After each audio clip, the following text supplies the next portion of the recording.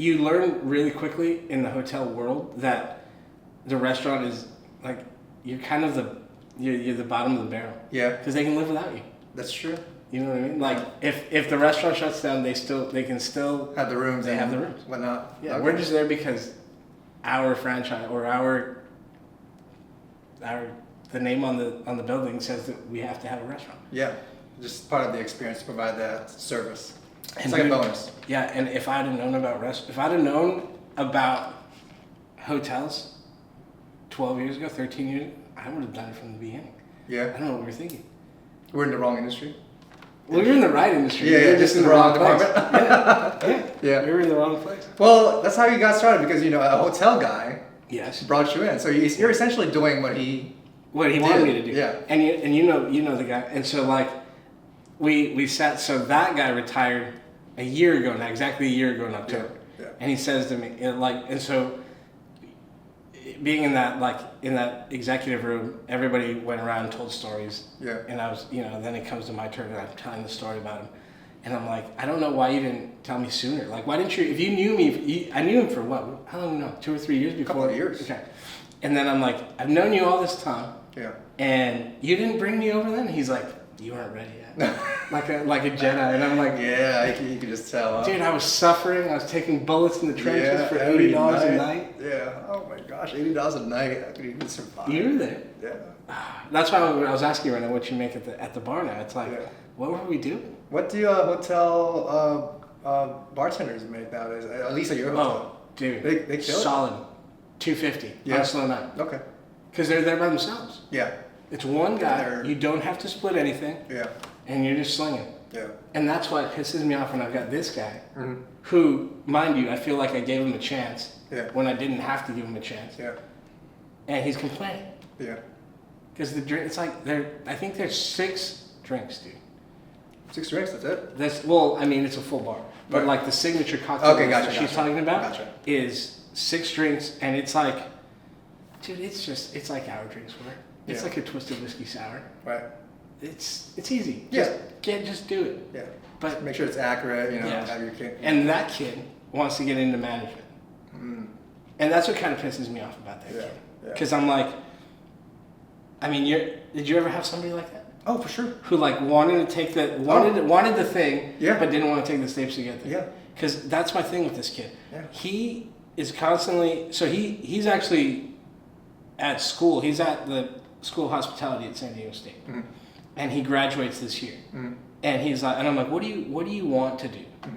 And he's like, well, I want to get into like hospitality and I want to manage. And I go, okay, well, like you do realize that like there's steps to come with that. You don't just get into management. You're going to be a really terrible manager if you get in there and don't know how to do anything. Don't know what it's like to be in the trenches. It's the wax on, wax off. Yeah, that's true. Mr. Miyagi, like you have to wax on, wax off before you can go fight, dude. Yeah. And that's my thing with this kid. And like when he's another one of those guys that came from one of those big hotels in Laguna Niguel, and he comes down and he goes like, I'm at School of Hospitality. This is what I want to do.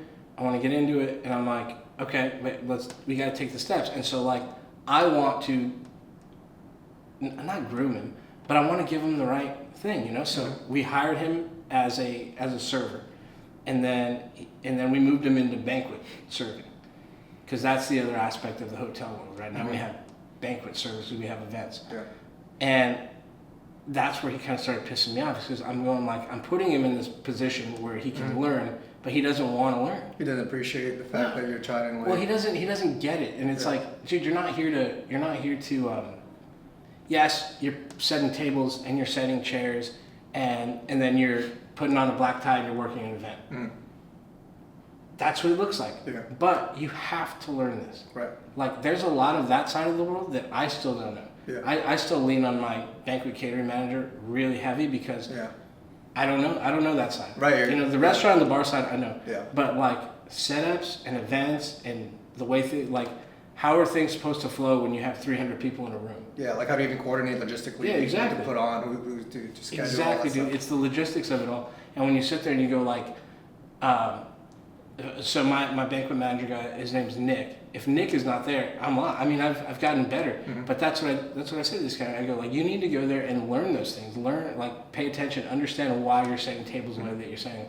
Understand why you're setting, chafers the way you need to set them. How many chafers do you need to work an event that's going to be, it's 350 people. Yeah. Because when you're in that position, because we've got 2 restaurant managers now, we don't need another one.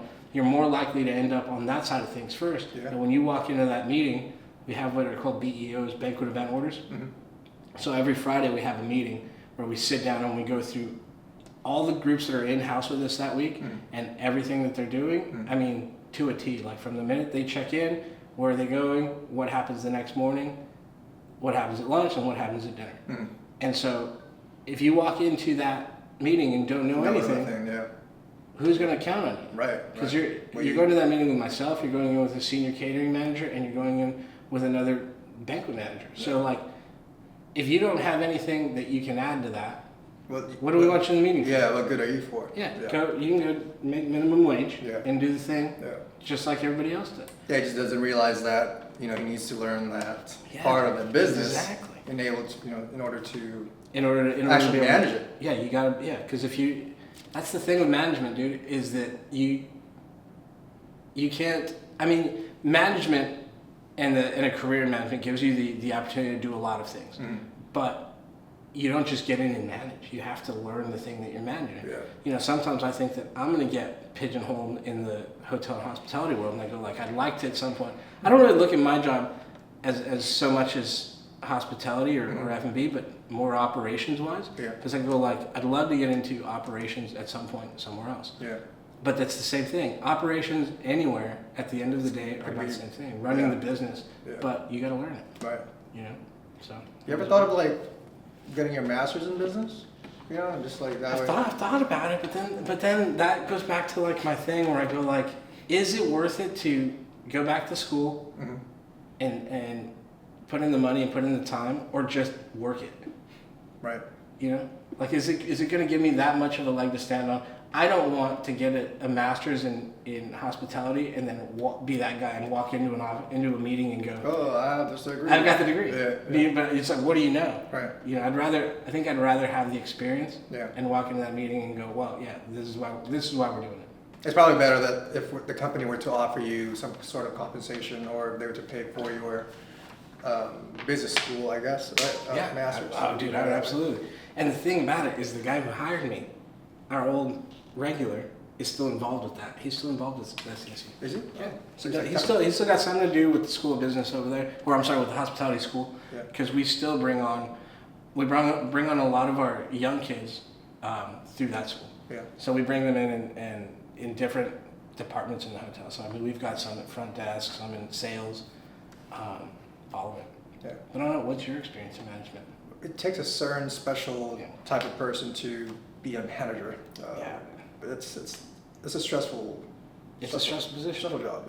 I don't think you understand. Do you look at our old managers differently now? Yes, absolutely.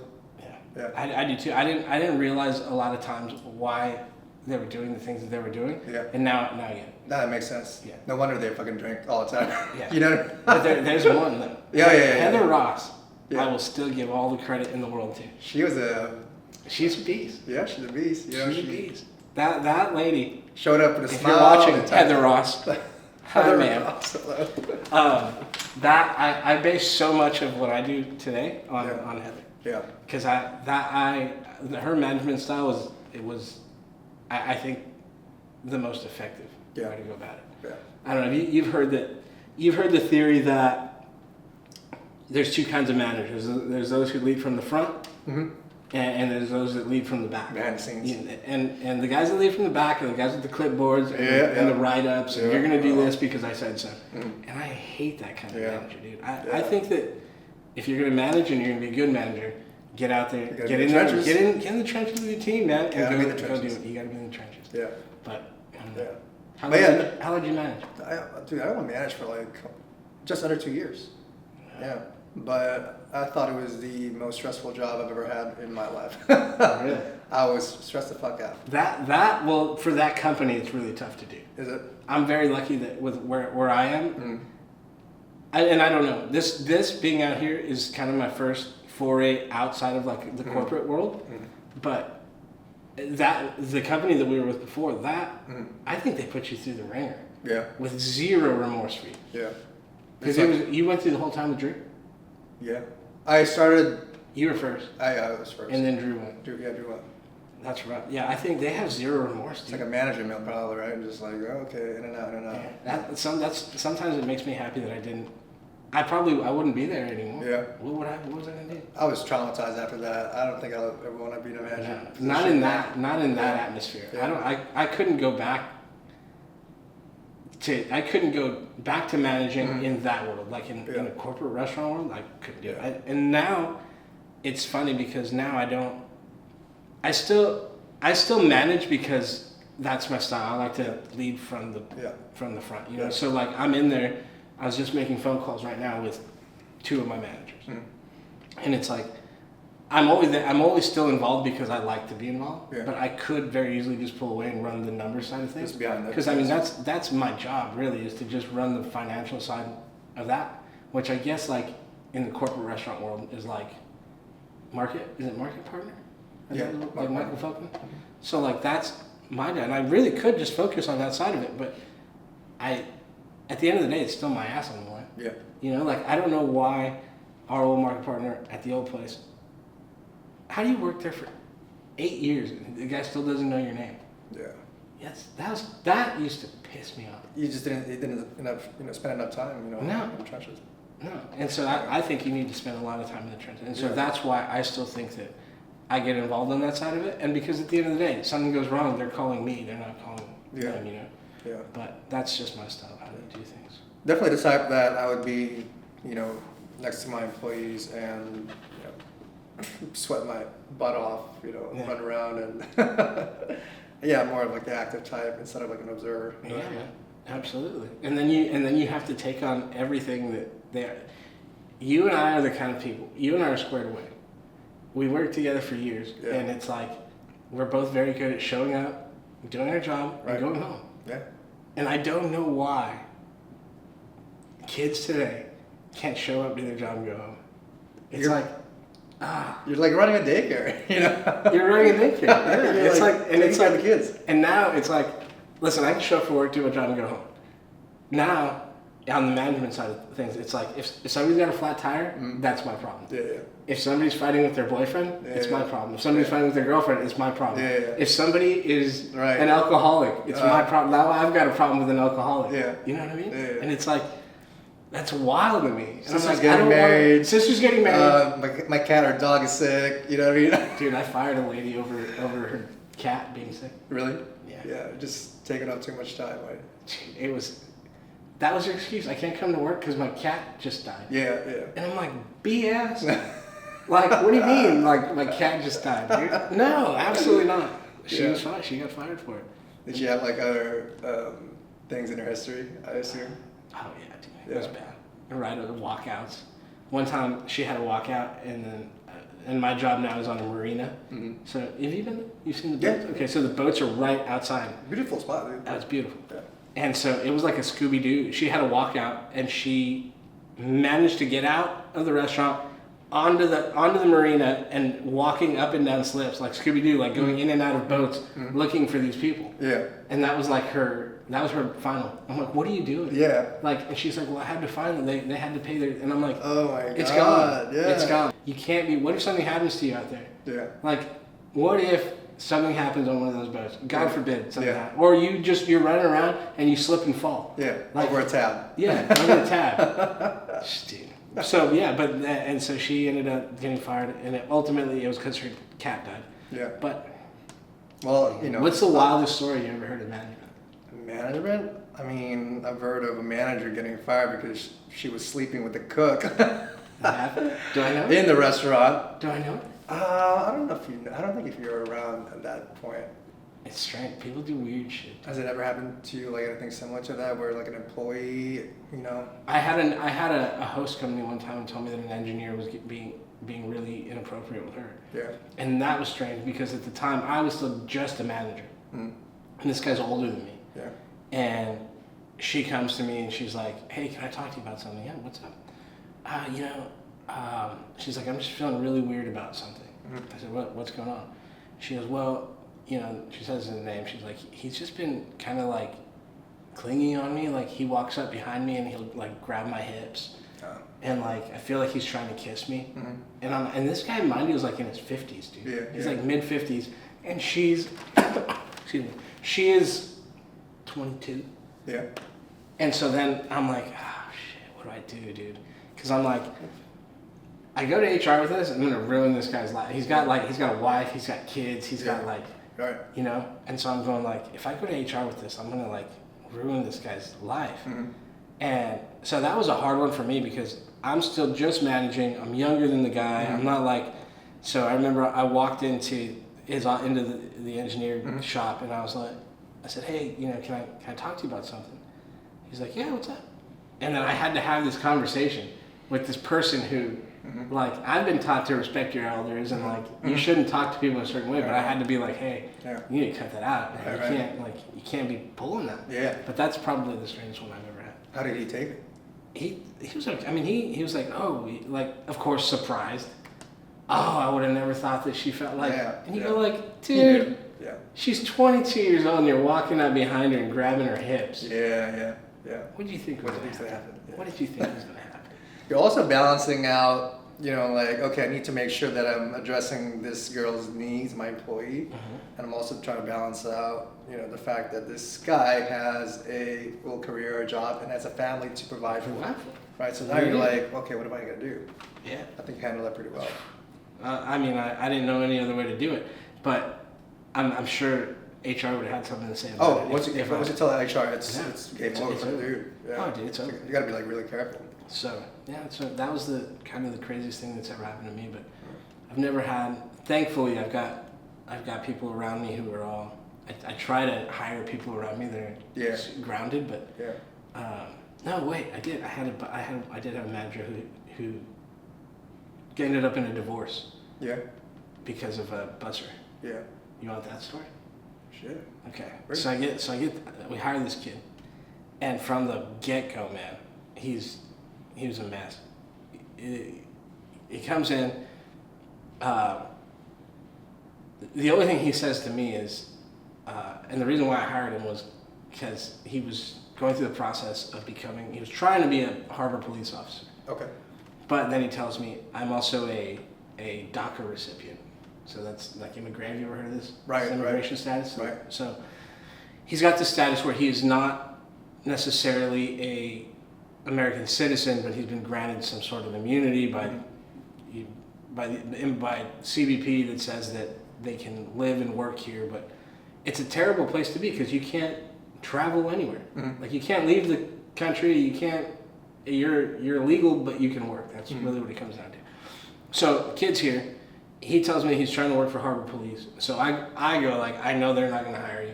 I'm kind of leaning on the fact that like, okay, Harbor Police has already done their due diligence on him. And if he's still in the process this far, I'm going to take a chance on him. Right. So hire him. During the hiring process, he says, hey, I do need to let you know though that because of my status, you get an opportunity to request to go back to your home country for like 2 weeks, one time. And I said, oh, okay, cool. So when is that? He goes, it usually takes like, 3 to 6 months to get an answer back. I said, okay, when did you do it? And this is like November. So I'm thinking, okay, like January, March, April, maybe this kid's going to have to like take off at some point. Doesn't happen. 2 weeks into it, he goes, hey, remember I told you I got that letter? I was like, yeah. He was like, well, we got it back. They gave us our dates. Christmas time is when this kid wants to go home. He has to because immigration gives him the dates. He doesn't get to pick a date, and so immigration says December 15th through January 15th. That's when you gotta go. Yeah. And I'm like, and at the time Tay's waiting for me, and Tay was pissed. So that was another one that I had to deal with because I had to be like, she's gonna be pissed. She doesn't want to work all these days. Of course not. And I don't want to work all these days. This is why he's coming on, and he's gotta go. Okay. So that was number one. A week after that, we're having a conversation, and we're talking about having kids in San Diego and how hard it is. I don't have kids. I'm assuming he doesn't have kids. And the conversation goes to me saying, well, yeah, man, I've got enough with just my dog. And he goes, yeah, I don't know how I'm going to do it. I said, what? How are you going to do it? He's like, yeah, my girlfriend's pregnant. And I'm going like, your girlfriend's pregnant? Now you tell me your girlfriend's pregnant? And I'm going like, I'm thinking 2-3 months along. Right. When is she, like, how far along is she? 8 months. 8 months, yeah. It's December, dude. So he goes on vacation. Due tomorrow. And I'm like, you didn't think to tell me these things? Yeah. And then he says, oh yeah, when she has the kid, I want to take paternity leave for 90 days. Oh, dude. It was a nightmare with this guy. Nightmare. And then he starts hitting on one of my bussers, who's a temp. Yeah. And I've got employees coming. So while he's gone on this paternity leave, I've got employees coming to me going like, you'd probably be better not bringing him back. Yeah. And I'm going like, why is everybody telling me that they don't want this guy to come back? So I started digging a little deeper, and I'm going like, hey, what's going on? And they're like, even when he's here, he's not here. They're like, and when this girl is here, you're up a creek, a busser and a manager, because they're just nowhere to be found. Yeah. And I'm like, okay, so this is something that's going on. So when he comes back, he's coming back on a Thursday, and this girl works on Thursday. And so I said to her boss, she was a temp from an agency, I said, hey, can you do me a favor? Don't send me this girl, send me somebody different on that Thursday. And then she says, sure. Is there a problem? And I said, it's not a problem. I've got a manager who's coming back, and they have a hard time working together. Yeah. They like to talk a lot. So I don't want his first day back to be an issue. Yeah. Cool. That was the extent of the conversation. Yeah. Sunday night, that was on a Thursday. Yeah. Sunday night, my phone starts ringing. It's going off the hook, and I'm like, what's and it's Chula Vista number. And I'm like, it's probably spam. Yeah. Whatever. Don't know the number. Then her boss starts calling me. Yeah. I can't remember what her name was. And I see her name and I pick it up. I'm like, hello? She's like, hey, Eric. I'm like, hey, what's going on? She goes, I've got so-and-so on a 3-way call. He wants to talk to you. And I'm saying, sure. And so this is her boss, the owner of this company. And he gets on, he's just apologizing to me, like up the wazoo. And I'm going like, it's fine. What's the big? I'm like, hey, listen, it's all good. Don't worry about it. He's like, no. I want you to understand. I'm terribly sorry for everything that's going on. I didn't know. I said, listen, I don't know what you're talking about. Let me get to work tomorrow and we'll figure it out. I get to work on Monday. This kid's just sitting there with his hand like this. And I go like, hey, get in the office. It's like in the principal's office, like, oh, shit. Get in the office. Yeah. He gets in there, dude. And I'm like, what's going on with this girl? I said, her boss called me last night. He's apologizing. What's he apologizing about? He goes, it's all ruined, dude. He's like, it's just, he goes, my life is ruined. I said, what? He goes, she called my wife. So her boss, so mind you, what should have happened was they should have just sent a different temp, and that would have been the end of it. Yeah. But they dug in and started looking, and then there was a misunderstanding between what I said and what was really happening, and they turned it into like a sexual harassment thing. Oh, yeah. And then they told her that he was claiming that she was sexually harassing him. So she heard about that and was like, BS, he's sleeping with me like willingly. She called his wife. Damn. And was like, the worms are out of can. It didn't even have to happen. Yeah. She calls his wife and goes like, hey, I need to tell you this is what's going on between your husband and I. Yeah. Like that crap that he's spewing about sexual harassment is BS. He is a willing participant. Yeah. And she's like, what are you talking? So then she goes to him and is like, hey, what's going on? He's like, what do you mean? Yeah. So it just got blown way out of proportion. And then they both got fired. Yeah. Damn. That was mine. That got ugly. This goes to show you, it's probably better or a good idea to not. Don't dip in the company. Don't eat. Don't shit where you eat. Don't shit where you eat. Yeah. Absolutely.